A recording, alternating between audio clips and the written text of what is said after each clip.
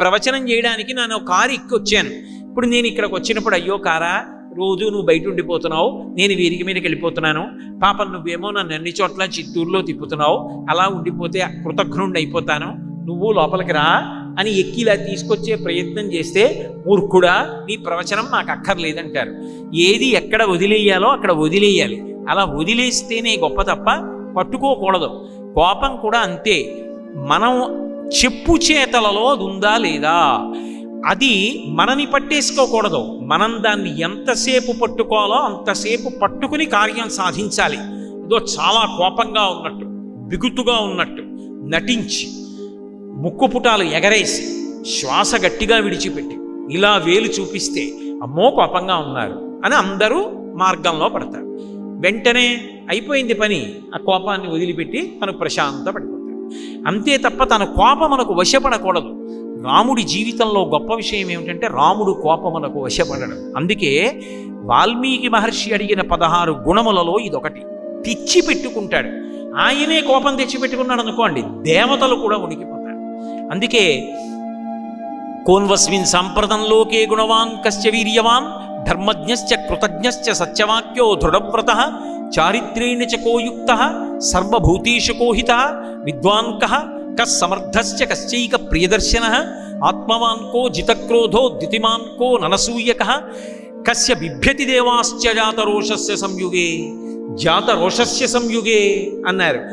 ఎవడు కోపాన్ని తెచ్చిపెట్టుకున్నంత మాత్రం చేత కస్య బిభ్యతి దేవాశ్చ దేవతలందరూ కూడా భయపడిపోతారో అటువంటి వాడు రాముడు. అటువంటి రాముడు రామాయణం మొత్తం మీద ఒకే ఒక్కసారి కోపమునకు వశపడిపోయాడు. ఎప్పుడు వశపడిపోయాడో తెలుసా? రావణాసురుడు స్వామి హనుమ మీద పుంఖానుపుంఖలంగా బాణాలు ప్రయోగించాడు. రాముడు యుద్ధం చేస్తూ ఒక స్థితిలో ఇలా కిందకి చూస్తే తాను అధిరోహించిన హనుమ శరీరం పూచిన మోదుగ చెట్టులా కొట్టాడు. నెత్తురు ఏరులుగా పారుతోంది. హనుమ అంత బాధని ఓర్చుకుంటున్నది చూడగానే రాముడు ఆ రోజున మాత్రం కోపానికి వశపడిపోయాడు. ఆ రోజున రాముడు కాడు, రాముడు రుద్రుడైపోయాడు. అంత క్రోధాన్ని పొందాడు. అంటే రాముడికి కూడా అంత కోపం వచ్చేటట్టు చెయ్యగలిగినంత సేవాధురీయుడెవరు అంటే స్వామి హనుమ ఒక్కరే. హనుమ యందు అద్భుతమైనటువంటి గుణాలు ఉన్నాయి. అందుకే హనుమద్వాహనం అంత ప్రఖ్యాతి వహించింది. ఆయన అంత శరీర వేగం ఉన్నవాడు లోకంలో లేడు. ఆయన అంత ధైర్యం ఉన్న మనసున్నవాడు లోకంలో లేడు. అసలు మన మనసుకి ఎక్కడికి పడితే అక్కడికి వెళ్ళిపోయేటటువంటి లక్షణం ఉంది. పూజ చేసుకుందామని కూర్చున్నాను అనుకోండి, ఎక్కడికో పోతుంది నా మనసు. రేపు ప్రయాణం మొదలు పెట్టాలి కదా, ఎన్ని గంటలకు బయలుదేరితే బాగుంటుంది, ఎన్ని గంటలకి నేను ప్రయాణం చెయ్యవలసినటువంటి ప్రదేశానికి చేరుకోవాలి, ఏవో రకరకాల ఆలోచనలు. ఇక్కడ పూజ అయిపోతూ ఉంటుంది. ఇక్కడ అవయవాల్ని యాంత్రీకరించి తాను ఎక్కడికో పోతూ ఉంటుంది మనసు. ఆయన మనసు ఎంత వేగంగా వెడుతుందో అంత వేగంగా ఆయన శరీరం వెడుతుంది. మన అదృష్టం ఏంటంటే మన శరీరానికి ఆ వేగం లేదు. అందుకని కనీసం మనసు వేగం మనిషి కూర్చున్నాడు. మనిషికి కూడా ఆ వేగం వచ్చిందనుకోండి, ఇంకెవడైనా తట్టుకోగలడు అసలు అనుభవించే భోగాలకి? ఆ వేగం లేదు మనకి. కానీ హనుమకున్న గొప్పతనం ఏమిటో తెలుసా? ఆయన వేగం అలా ఉంటుంది, ఆయన మనసుకున్న జవం అలా ఉంటుంది. అంత ధైర్యశాలి. అసలు ఆయన మొక్కవోడు, అంత ధైర్యంతో ఉంటాడు. అందుకే వాల్మీకి మహర్షి రామాయణ రచనలో ఒక అద్భుతాన్ని సృష్టించారు. కిష్కింధకాండ పూర్తి చేస్తూ ఒక శ్లోకాన్ని రచించారు. రావణాసురుని చేత బంధీకృతయ్యి సీతమ్మ ఉన్నది అన్న మాట సంపాతి చెప్పాడు. ఎక్కడ ఉన్నది? కాంచనలంక. 100 యోజనముల లవణ సముద్రాన్ని దాటి ఆవలి ఒడ్డుకు వెడితే, ఉత్తర తీరానికి వెడితే అక్కడ అశోకవనం కింద, అశోకవనంలో శిశుపావృక్షం కింద సీతమ్మ నాకు కనపడుతోంది. ఎందుకని? సంపాతి ఆ వైనతేయుడు, వినతాస్తుల యొక్క వంశంలో వచ్చినటువంటి వాడు. అందుకే ఆయనకి కూడా గరుత్మంతుడు వాళ్ళలాగే దూరదృష్టి. ఎక్కడో కూర్చుని, ఎక్కడో సముద్రానికి ఆవలి వైపు కాంచనలంకలో ఉన్నటువంటి అశోకవనంలో శిశుపావృక్షం కింద కూర్చున్నటువంటి సీతమ్మ దర్శనం చేసి అక్కడుంది సీతమ్మని చెప్పాడు. ఆయన చెప్పింది నిజమని గుర్తేమిటి? కాలిపోయిన రెక్కలు మళ్ళీ వచ్చాయి. రామకార్యం మీద పెడుతున్న వాడికి మాట సాయం చేసినా కాలిపోయిన రెక్కలు వచ్చాయి. ఇది రామకథా బలం. కాబట్టి అటువంటి సంపాతికి రెక్కలు వచ్చాయి. ఇప్పుడు బయలుదేరి వెళ్ళాలి. కానీ అక్కడ ఉన్నవాడు సామాన్యుడు కాడు, హరివీర భయంకరుడు. దేవేంద్రుడంతటి వాడు హడిలిపోతాడు. నైనం సూర్య ప్రతిపతి వార్ష్వే వాతిన మారుత చిలోర్మిమాలీతం దృష్ట్వా సముద్రోపి నకంపతే అంటారు బాలకాండలో దేవతలు రావణాసురుడి గురించి చెప్తూ. రావణాసురుడు అలా బయటికి వస్తే, అది గ్రీష్మ ఋతువు అనుకోండి, సూర్యుడు బాగా ప్రకాశించాలి, అపారమైన వేడిని విడిచిపెట్టాలి. మధ్యాహ్నం 12 గంటల వేళ రావణాసురుడు అలా అంతఃపుర గమాక్షంలోకి వచ్చాడనుకోండి, వెంటనే సూర్యుడు తన తేజస్సునంతటి ఉపసంహారం చేసి వెనక్కి వెళ్ళిపోతాడు. అంత భయం. సముద్రం దగ్గరికి వచ్చి నించున్నాడు అనుకోండి, సముద్రంలో తరంగాలు రావు. తరంగాలు ఆపేసి ఒక నదిలా సముద్రం తరంగాలు లేకుండా అయిపోతుంది. ఉత్తరాఖండలో ఒక అద్భుతమైనటువంటి విషయాన్ని చెప్పారు. అసలు లోకం అంతా ఎవరికి భయపడుతుందంటే యమధర్మరాజు గారి పేరు చెప్తే భయపడుతుంది. రావణాసురుడికి భయపడి దేవతలందరూ సమావేశం పెట్టుకున్నారు, ముఖ్యులు దిక్పాలు పెట్టుకున్నప్పుడు అనుకోకుండా రావణాసురుడు అక్కడికి వచ్చాడు. అయ్యబాబోయ్ వీడు వచ్చేసాడని అక్కడ ఉన్న వాళ్ళందరూ తలో శరీరంలోకి దూరి పారిపోయారు కనపడకుండా. పాపం యమధర్మరాజు గారికి ఏది దొరకల, అలాగే నించున్నాడు. వచ్చేసాడు రావణాసురుడు. అమ్మో వీడు నన్ను చూసేసేస్తాడేమో, నన్ను చంపేస్తాడని ఎవరు? లోకములను భయపెట్టగలిగిన యముడు భయపడ్డాడు. భయపడి అటు ఇటు చూశాడు. చెట్టు మీద కాకి కనపడింది. కాకి కాకి నీలో దూరుతాను, నన్ను తప్పించు రావణాసురుడి నుంచని సూక్ష్మ శరీరం పొంది కాకిలో దూరాడు. కాకి ఎగిరి వెళ్ళిపోయింది దూరంగా. రావణాసురుడి చెడ నుంచి నన్ను విముక్తి చేశావు, నీకు నేను ఒక గొప్ప వరం ఇస్తున్నాను, నీకు రోగాలు రావు. అందుకే కాకి ఇలా తీసి పడేసింది తినేస్తుంది, మిరపకాయలు తినేస్తుంది, ఇంగిళ్ళు తినేస్తుంది. బహుశా మున్సిపాలిటీ వాళ్ళకి దానంత ఉపకారం చేసే ప్రాణి ఇంకొకటి ఉండదు. సగం పరిశుభ్రత అదే చేసేస్తుంది రహదారులవి.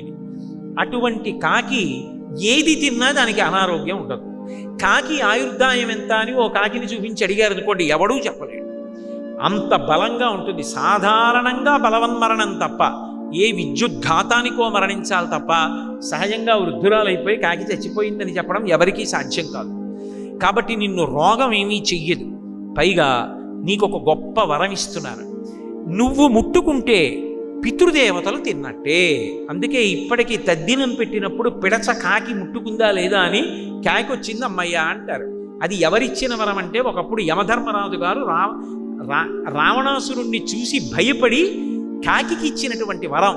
అంటే రావణాసురుని యొక్క బలపరాక్రమములు ఎటువంటివో ఆలోచించాడు. వాడి దృష్టి పడితే చాలు హడిలిపోతారు అందరూ. నిద్రపోతున్నప్పుడు ఆయన చెయ్యి ఇలా చాపి పడుకుంటే వాల్మీకి మహర్షి అంతటి వారు ఆ చేతిని ఏమని వర్ణించారంటే పంచశీర్షా విహోరగౌ అన్నారు. 5 తలలు కలిగినటువంటి పాము ఒకటి పాన్పు మీద ఇలా పడుకుంటే ఎవరైనా ధైర్యం చేస్తారా దగ్గరికి వెళ్ళడానికి? అది 5 తలల పాము. పాము ఎలా ఉంటుందో ఆయన చెయ్యి అలా ఉంటుంది. మాషరాశ ప్రతీకాశం నిశ్వసంతం భుజంగవత్ గాంగే మహతితోయాంతే ప్రసుప్తం ఇవ కుంజరం అని సుందరకాండలో వర్ణిస్తారు.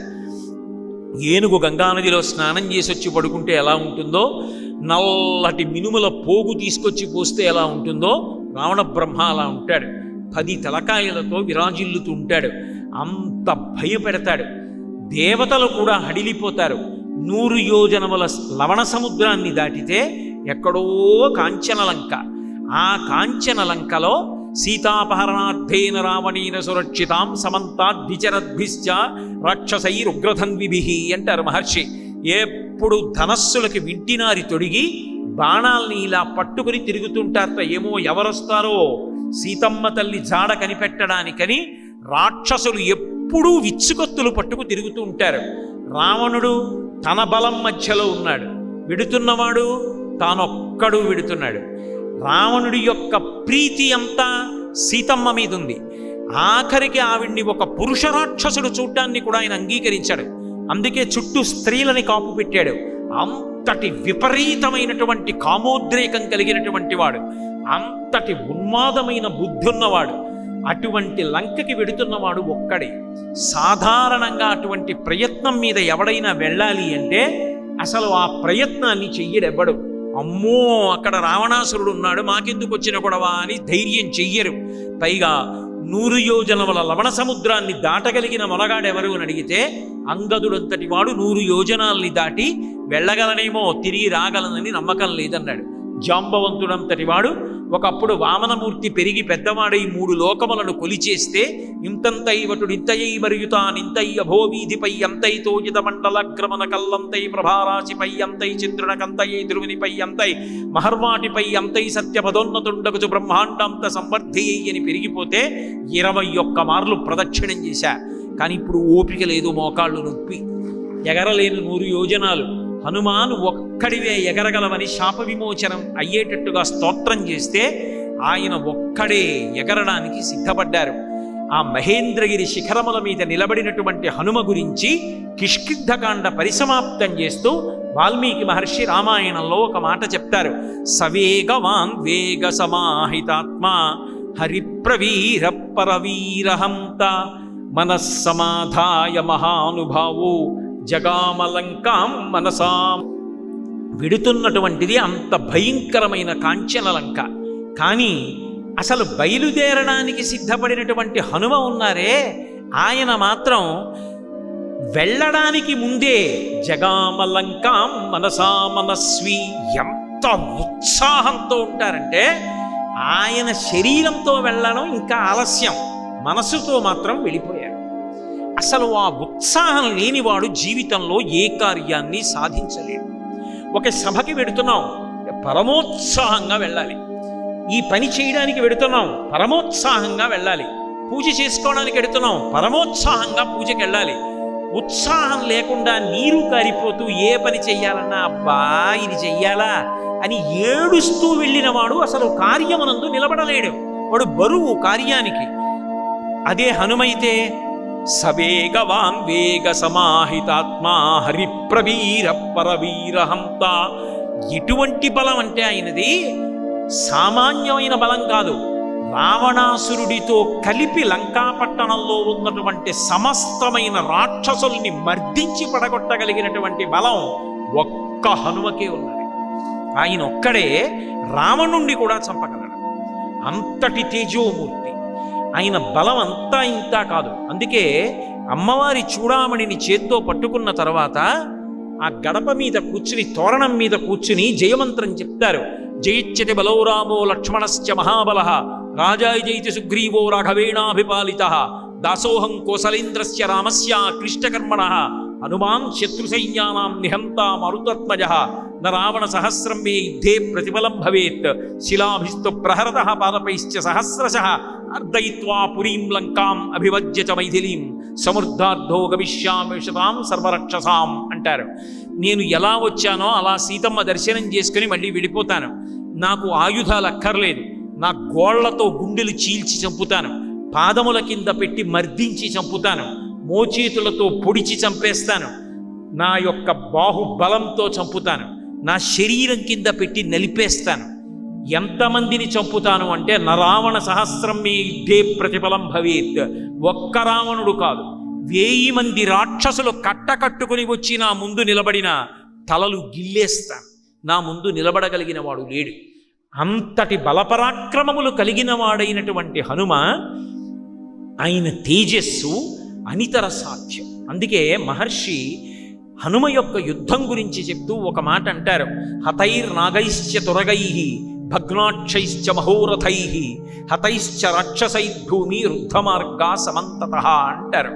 హనుమ 10 నిమిషాలు యుద్ధం చేశారనుకోండి, కొన్ని వేల ఏనుగులు చచ్చిపోతాయి, కొన్ని వేల గుర్రాలు పోతాయి, లక్షల సైన్యం పడిపోతుంది. పావుగంట యుద్ధం చేస్తే 80,000 మంది కింకరుల మూకని, 7 సేనాగ్రనాయకుల్ని, 7 మంత్రిసుతుల్ని,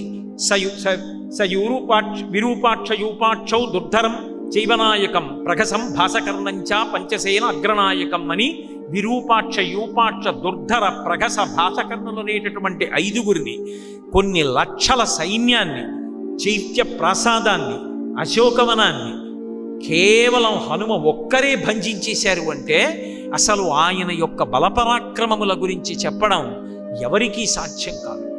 అంతటి గొప్ప బలపరాక్రమములు ఉన్నటువంటి వ్యక్తి. ఎంత బలపరాక్రమాలున్నాయి అంటే అన్ని ఉండి కూడా జీవితం మొత్తం మీద నా కోసం ఈ బలాన్ని ఉపయోగించుకుంటానని ఆయన ఉపయోగించుకున్నటువంటి సంఘటన ఒక్కటి లేదు. చిరంజీవి ఇప్పటికీ ఉన్నారు. ఇప్పటికీ ఉన్న హనుమ తన పేరు చెప్తే రారు. రామకథాలోలుడు. ఎక్కడ రామాయణం చెప్పినా, రామనామం చెప్పినా స్వామి హనుమ వస్తారు. ఇప్పటికీ లోకంలో ఒక ఆచారం ఉంది. రామాయణం చెప్పినా, సుందరకాండ చెప్పినా, రామకథ చెప్పినా పక్కన వేరే ఆసనం వేసి, పద్మపీఠం కింద పీఠం వేసి, పాదపీఠం కసిని పువ్వులు వేసి ఉంచుతారు. తప్పకుండా స్వామి హనుమ వచ్చి అందులో కూర్చుని వింటారు అంటారు. ఎందుచేత అంటే రామచంద్రమూర్తి అవతార పరిసమాప్తి చేస్తూ హనుమని అడిగారు, హనుమ నువ్వు కూడా వచ్చేస్తావా? నాతో చాలామంది సరయూ నది ప్రవేశం చేస్తున్నారు, వస్తావా అన్నారు. హనుమ అన్నారు, స్వామి నాకు మీ కథ ఒకటి మీరొకటి కాదు. మీ కథ ఈ లోకంలో ఉన్నంతకాలం నేను ఇక్కడే ఉండి రామనామం చెప్తూ రామ కథ ఎక్కడ చెప్పబడుతుందో, రామనామం ఎక్కడ చెప్పబడుతుందో అక్కడికి వెళ్ళి కూర్చుని నేను కాపాడతాను అన్నారు. రామచంద్రమూర్తి వరమిచ్చారు. మక్కథా ప్రచరిష్యంతి యావల్లోకే హరీశ్వర తావద్రమస్య సుప్రీతో మద్వాక్యం అనుపాలయన్. నిన్ను నేను శాసనం చేస్తున్నాను, చిరంజీవిగా ఈ లోకంలో ఉండు, భవిష్యత్ బ్రహ్మవి. ఎక్కడెక్కడ రామనామం వినపడినా, ఎక్కడెక్కడ రామ కథ చెప్పినా అక్కడక్కడికి వెళ్ళి నువ్వు ఉండు. నువ్వు వెడితే చాలు మంగళాలు జరుగుతాయి. హనుమ పేరు చెప్తే చాలు, హనుమ గురించి వింటే చాలు, హనుమ యొక్క కథని విన్నా, ఒక్క నమస్కారం చేసిన చచ్చిపోయేవాడు బ్రతుకుతాడు. అది మనిషి జీవితానికి తీవ్ర స్థాయి. ఇక చచ్చిపోవడం అనేటటువంటి మాట ఎప్పుడు వస్తుంది? అసలు ఆ మాట అనకూడదు. ఆత్మహత్య చేసుకుంటాను అనకూడదు. నేను చచ్చిపోతానండి, ఇక బ్రతకను, నేను బ్రతకలేనన్న మాట ఎప్పుడు వస్తుంది? ఇక ఈ కష్టాల్లోంచి నేను బయటికి రాలేనంటే. చచ్చిపోతానన్న వాణ్ణి కూడా బ్రతికించగలిగిన వారెవరంటే హనుమ ఒక్కరే. అందుకే ఏలినాటి శని దోషంలో ఉన్నవాళ్ళు కూడా సుందరకాండలో 48వ సర్గ పారాయణ చేస్తారు. హనుమ ఇంద్రజిత్తుతో యుద్ధం చేసినటువంటి సర్గ అది పారాయణ చేస్తే ఏలినాటి శని దోషం ఉపశమిస్తుంది అంటారు. మహానుభావుడు. అసలు మీరు రామాయణంలో చూడండి, ఆయన ఎక్కడ కనపడితే అక్కడ చచ్చిపోయే వాళ్ళు బ్రతుకుతూ ఉంటారు. అది హనుమ యొక్క గొప్పతనం. వాల్మీకి రామాయణాన్ని అలా తీసుకొచ్చారు. అందుకే రామాయణ మహామాలారత్నం వందే అనిలాత్మజం.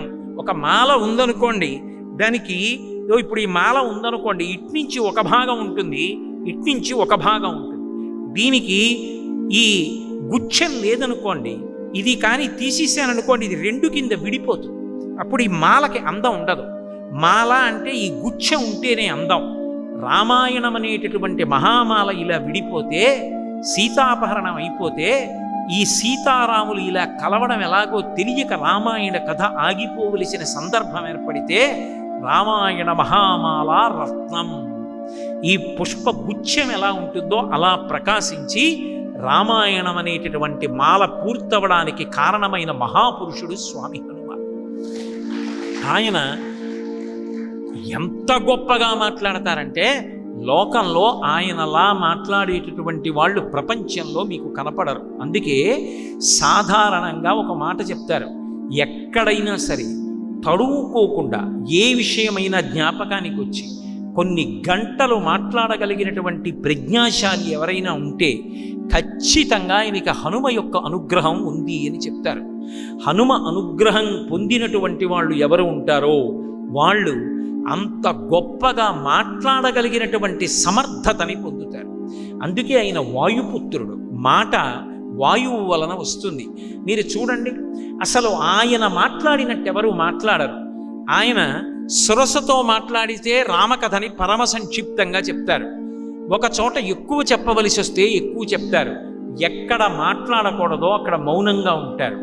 ఎక్కడ ఎంత మాట్లాడాలో అంత మాట్లాడతారు.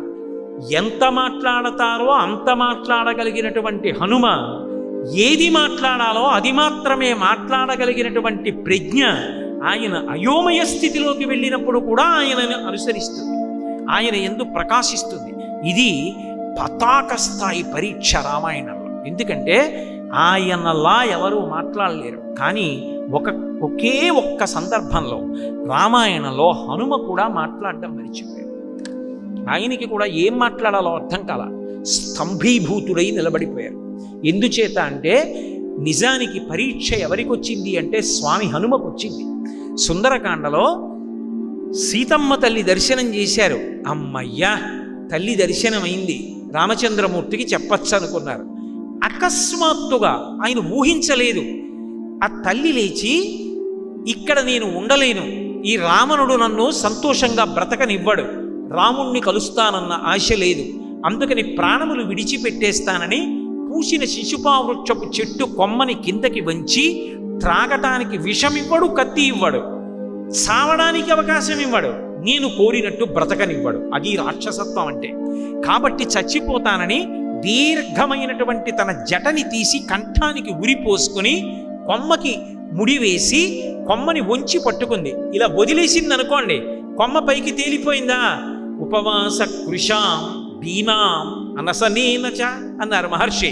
ఉపవాసముల చేత కృషించిపోయింది ఆవిడ. కొమ్మతో పాటు శరీరం పైకి లేచిపోయిందా? తేలిపోయింది. పైన కూర్చుని చూస్తున్నారు.